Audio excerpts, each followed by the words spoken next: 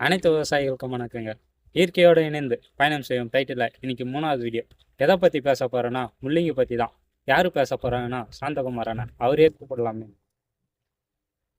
அனைவருக்கும் வணக்கம். நாம் இன்னைக்கு முள்ளங்கி பற்றி பார்க்க போகிறோம். முள்ளங்கின்னு பார்த்தீங்கன்னா முள்ளங்கி கிழங்கு, அதாவது மண்ணுக்கு அடியில் கிடைக்கிறதுனால அது கிழங்கு வகையில் சேர்க்கலாம். முள்ளங்கி கிழங்கு, அப்புறம் முள்ளங்கி இலை, முள்ளங்கி விதை, இது எல்லாமே மருத்துவ குணம் மிக்கதுங்க. முள்ளங்கியில் பார்த்தீங்கன்னா அது 45 நாளில் பயிராக வந்துருங்க.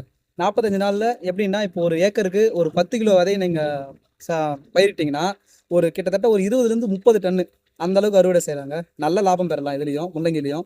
முள்ளங்கியோட சத்துக்கள் பார்த்தீங்கன்னா இதில் கால்சியம், பாஸ்பரஸ் போன்ற தாதுக்கள் நிறைய இருக்குங்க.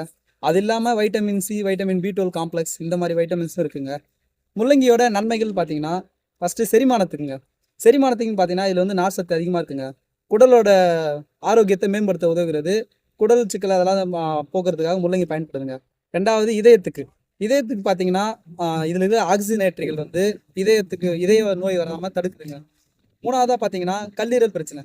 நம்ம கல்லீரல் பிரச்சனைக்கு முள்ளங்கி சாப்பிடும்போது இருக்கிற பேட் இதெல்லாம் மிட்ஸ்லாம் ரிஜெக்ட் பண்ணிவிட்டு நமக்கு ஒரு கல்லீரல் நல்லா சுத்தமாக வச்சுக்க பயன்படுது.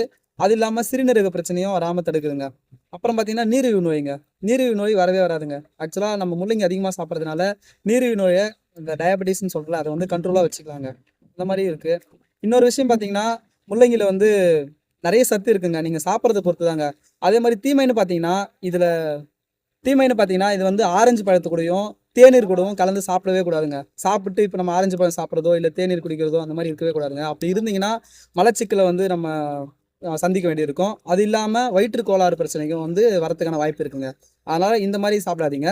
மற்றபடி முள்ளங்கியில் நல்ல நன்மைகள் நிறைய இருக்குது. அதனால் நீங்கள் முள்ளங்கி தாராளமாக சாப்பிட்லான்றதான் நான் சொல்கிறேங்க இந்த வீடியோவில். அனைத்து விவசாய சொந்தங்களே, அண்ணன் பார்த்தீங்கன்னா முள்ளங்கியை பற்றி தெளிவாக சொல்லியிருக்காங்க. கேட்டு பயன்பெறுங்க. அடுத்த வீடியோவில் நாங்கள் சந்திக்கிறோம். அதுக்கு முன்னாடி அடுத்த வீடியோவில் என்ன கிழங்கு வகையை பற்றி பேசலான்னு நீங்கள் கமெண்ட் பண்ணிட்டு போங்க.